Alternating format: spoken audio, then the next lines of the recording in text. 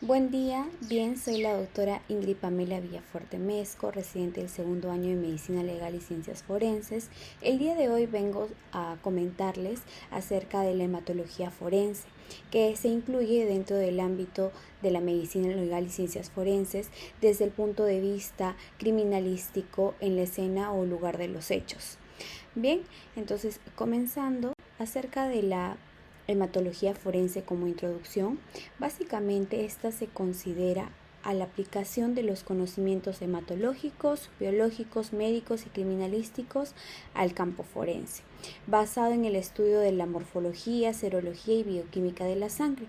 Esta tiene dos líneas de investigación, una línea de aspecto reconstructor y otra de aspecto identificador, que lo vamos a hablar más adelante. Pero en ámbito general, el aspecto reconstructor básicamente es el estudio de la morfología y los patrones de las manchas de sangre. En este caso tendríamos que hablar de una mancha pardo rojiza que posiblemente tenga características hemáticas, y del aspecto identificador, que no solo nos va a ayudar a tipificar el grupo sanguíneo de una persona, sino también a identificarla de acuerdo a la secuencia de ADN. Para ello se requiere una serie de pasos, tanto en el lugar de los hechos como en el laboratorio, lo cual lo vamos a comentar más adelante. En cuanto a la sangre, nosotros sabemos que es un tejido compuesto por líquido, que sería el plasma, y células, que serían los glóbulos rojos, glóbulos blancos, cuya función básicamente es de intercambiar oxígeno, eliminar desechos. A su vez también influye en el mecanismo inmunológico y los factores de coagulación. Si nosotros encontramos los glóbulos rojos, básicamente tienen que ser anucleados, y si encontraríamos dentro de nuestro análisis microscópico una extensión de Frotis núcleos, podríamos diferenciarlo de un anfibio, reptil o ave. Bien, los glóbulos blancos también son muy importantes, ya que al presentar núcleo nos puede ayudar para fines de determinación de ADN e identificación de la persona. La sangre como elemento reconstructor se refiere al estudio físico macroscópico de las manchas de sangre encontradas en el lugar de los hechos. Bien, hablemos ahora acerca de la hematología reconstructiva. Esta básicamente nos ayuda en la reconstrucción de los hechos, es por eso el nombre.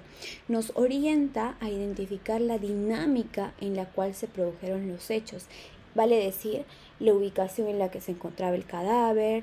Esto quiere decir la víctima y el victimario, el agente causante probable, si fue ahí una escena primaria, quizás fue en una habitación donde se produjo la muerte y la persona lo trasladó al baño o a la sala. Entonces, dichos patrones nos van a ayudar a reconstruir el suceso, cómo se produjeron los hechos. Bien, ahora hablaremos acerca de los tipos de manchas. Como podemos observar en la lámina, son 6, de los cuales es importante conocer las características para poder diferenciarlo en el lugar de los hechos, en la escena del crimen, y a su vez también poder perenizarlos y orientarnos acerca de la dinámica en la cual se produjeron los hechos. Tenemos en primer lugar a la proyección o gotas por salpicaduras, que se producen generalmente por sangre arterial, a diferencia de la sangre venosa, ¿no? Esa tiende a salir con mayor eyección hacia el piso, las paredes, el techo. La segunda es el descurrimiento. Como vemos acá, hay un deslizamiento que se da en una superficie inclinada. Puede ser en la pared algún elemento que esté en el lugar de los hechos, que tiene cierta superficie inclinada y que puede escurrir o deslizar, seguido del charco, que es una acumulación en una superficie deprimida, o también puede ser plana. En los levantamientos de cadáver observamos que pueden ser planas también, en una superficie plana aledaña al cadáver o debajo de él, que es con mayor tendencia en donde podemos ubicarlos. Las huellas sangrantes o de contacto son aquellas que se dejan en las paredes o en algunos elementos, mesas, pared, vasos, piso también, con el calzado o con los pies descalzos que se pueden producir al tratar de querer mover al cuerpo o querer huir del lugar de los hechos. Bien, en cuanto al limpiamiento, es querer borrar estas marcas de contacto, estas manchas sangrantes que se dejan en estos elementos, ¿no?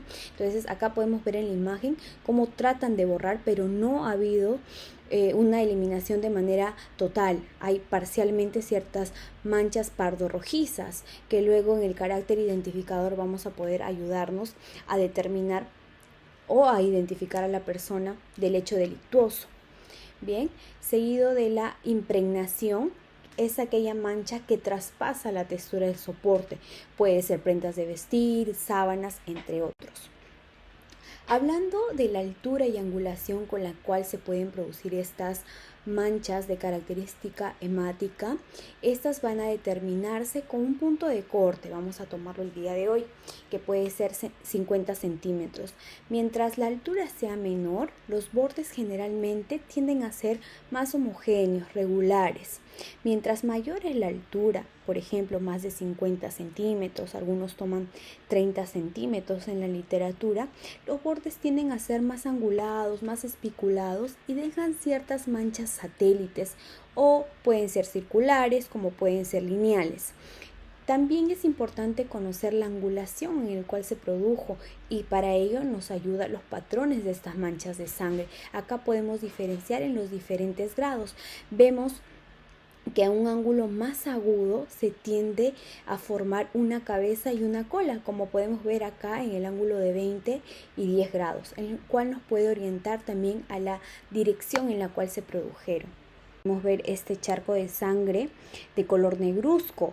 De acuerdo a la información que se pudo recopilar, la persona se encontraba desaparecida 3 días, entonces hay áreas en las cuales se mantenía todavía unas manchas rojizas, parduzcas o pardo rojizas, en otras áreas un poco más negras, secas, ¿no? Que al momento de caminar por ahí generaba un pegamiento con el protector del calzado, ¿no? De las botitas descartables. Se pegaban, no se podía caminar, el cuerpo estaba rígido, no se podía desplazar. Entonces eso también puede ser influenciado, el tema de las manchas, por ciertos factores climáticos. El lugar donde se encontraba el cuerpo era un lugar hermético, este lugar era un baño y tenía aire acondicionado, lo cual también ha podido influenciar en ello. Bien, entonces eso es con la finalidad de poder diferenciar en cuanto a la data de los 6 meses de color negruzco con algunos factores que pueden hacer que este proceso se acelere o también se desacelere. Bien, en cuanto a la hematología identificadora, muchas veces se confunde con la tipificación del grupo sanguíneo. Vale decir que no solo es ello, ahora vamos a ver el por qué.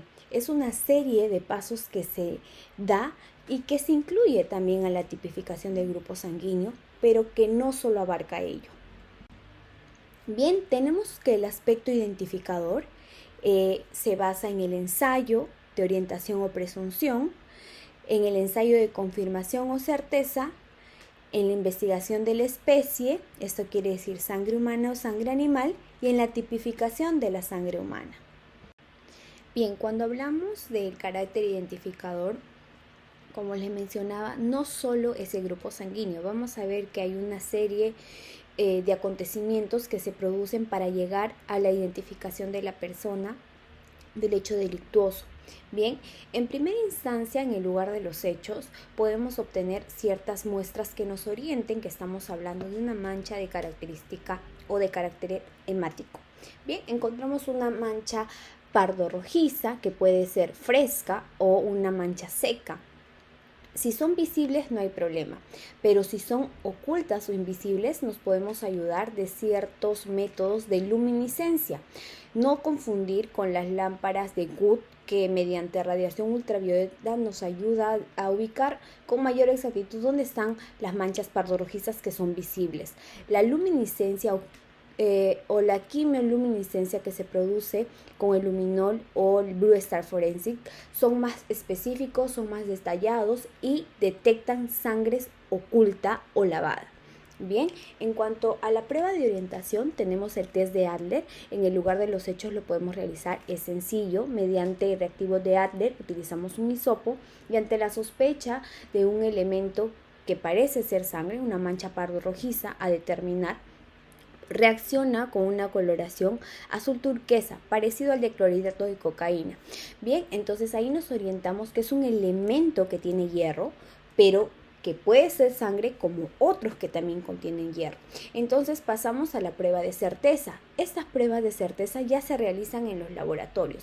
Hacemos un extendido de la lámina y detallamos si observamos las células de glóbulos rojos, glóbulos blancos, como les comentaba, diferenciar si tiene núcleo o anucleado. En el caso de los glóbulos blancos, como tienen núcleo, nos ayudan también en la secuencia de identificación del ADN.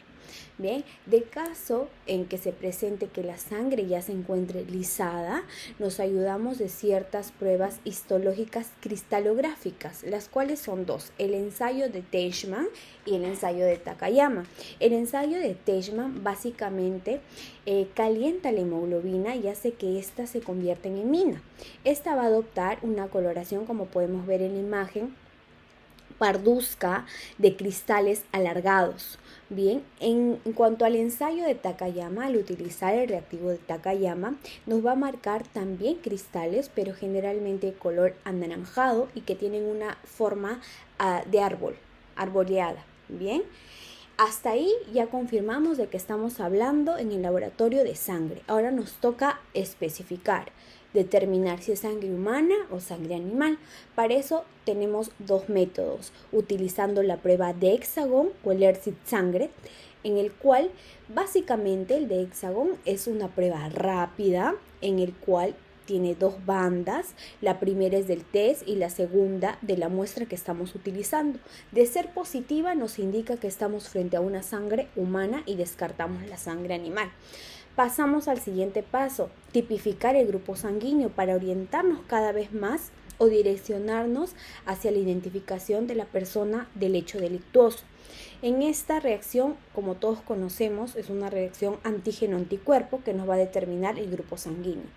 Pasamos finalmente a la identificación, la secuencia, amplificación del ADN para tener ya un resultado de una muestra indubitada con una muestra dubitada. Tratar de comparar y ver si se trata de la misma persona. Como les comentaba, las pruebas de orientación es una presunción de que estamos frente a un elemento de características semáticas. Básicamente la prueba de Adler nos ayuda en el lugar de los hechos. Entonces son pruebas rápidas que se pueden utilizar en las escenas, se basan en la actividad de la peroxidasa porque posee grupo hemo de la hemoglobina, el cual posee hierro también.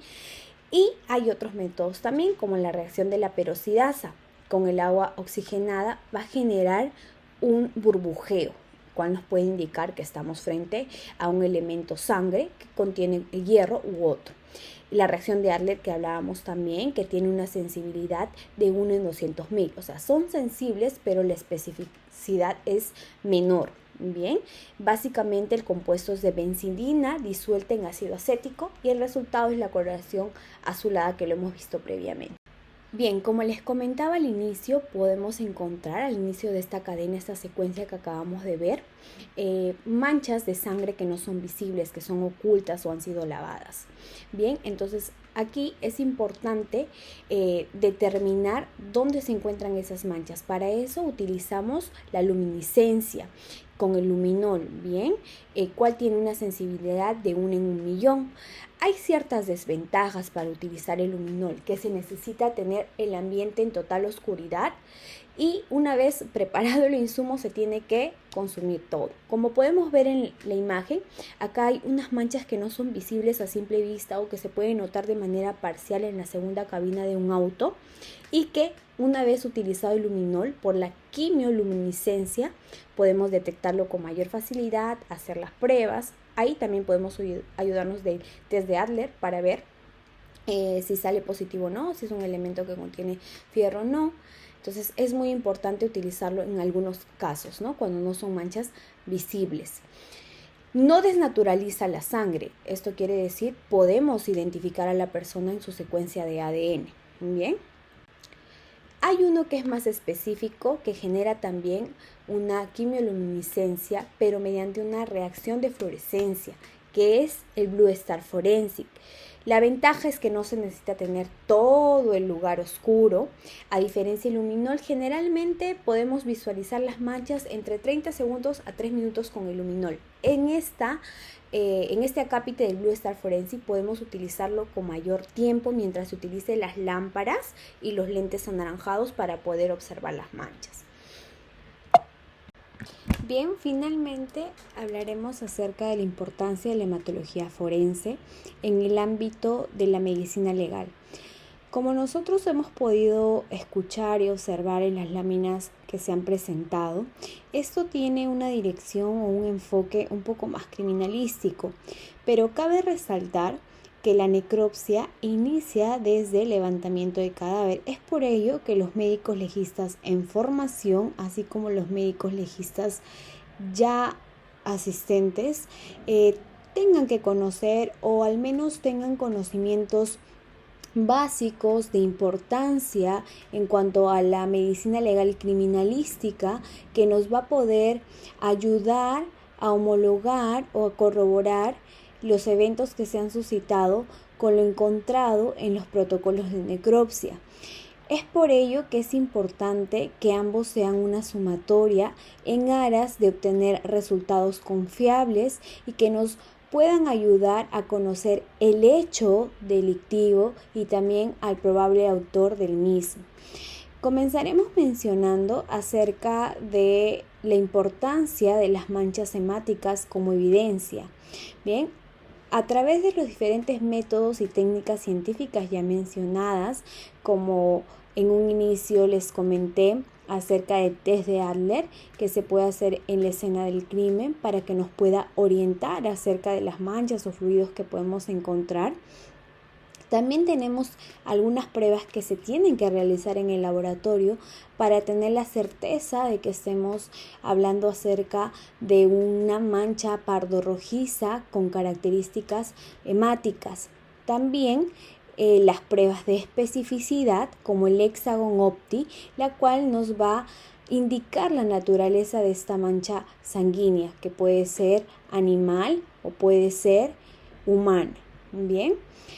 Todo ello en el abordaje del lugar de los hechos. Una vez obtenida, dichos indicios o evidencias son trasladados al laboratorio mediante cadena de custodia.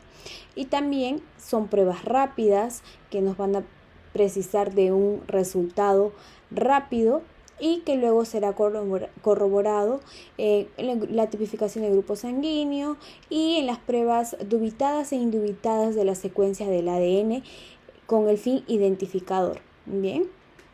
Sin embargo, se precisan de las pruebas de certeza, como les estaba comentando, para poder tener un resultado positivo acerca de la naturaleza a cual pertenece dicha mancha sanguínea. La importancia de conocer y determinar los patrones de las manchas hemáticas son de suma importancia en cuanto a la hematología forense desde la línea de investigación de la reconstrucción en la escena del crimen, ya que esta nos va a poder ayudar o también nos va a poder determinar ciertos parámetros de la dinámica en la cual suscitaron los hechos, por ejemplo, la ubicación de la víctima, del victimario, si ha habido movimiento del cuerpo o no, con los diferentes patrones que ya les indiqué de proyección, el probable o el posible agente causante con el cual se causó la muerte, ¿no? Y ello también va a ser homologado o corroborado durante la necropsia de ley a fin de poder llegar a una causa de muerte certera y un mecanismo de muerte el cual explique cómo se llegó a la misma. Bien, las muestras de sangre pueden ser investigadas o procesadas, siendo estas frescas o secas. Va a depender también de las características en cuanto a color y textura en la que nosotros podemos encontrar en el lugar de los hechos. Muchas veces hay un temor al momento de realizar la prueba de Adler para poder tener un resultado de ADN confiable, ¿no? O que sea oportuno o también que sea el indicado para poder ser procesado. Es por eso que solo se utiliza una pequeña cantidad de este test de Adler o este reactivo de Adler dentro de la mancha de sangre. Puede ser en una esquina, no toda, porque esta también puede generar desnaturalización de las proteínas y así tener un carácter identificador en cuanto a la secuencia y amplificación del ADN. Bien, entonces tanto las muestras frescas como secas son de utilidad, no solo para la hematología forense, sino también para la data, si la persona cuánto tiempo estaba agonizando, cuál posiblemente haya sido su causa de muerte y el agente causante. Es distinto que haya un corte con un cuchillo, con un vidrio, y también dependiendo a la ubicación topográfica del área corporal en donde se haya realizado dicha lesión. Bien. El procedimiento científico técnico tiene que realizarse siguiendo los estándares pertinentes para obtener resultados confiables y así puedan ser catalogados como medios de prueba para los administradores de justicia. La hematología forense, así como las demás ciencias que constituyen a la criminalística, incluida la medicina legal, utilizan métodos científicos y algunos métodos técnicos para poder tener resultados confiables, y las pericias que se logren obtener de los peritajes tengan un soporte científico importante y no puedan ser cuestionados.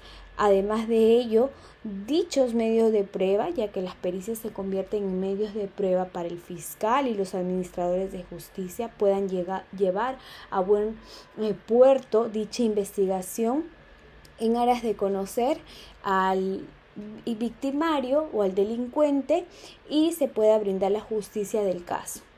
Bueno, muchas gracias por su atención. Eso ha sido todo en cuanto a hematología forense.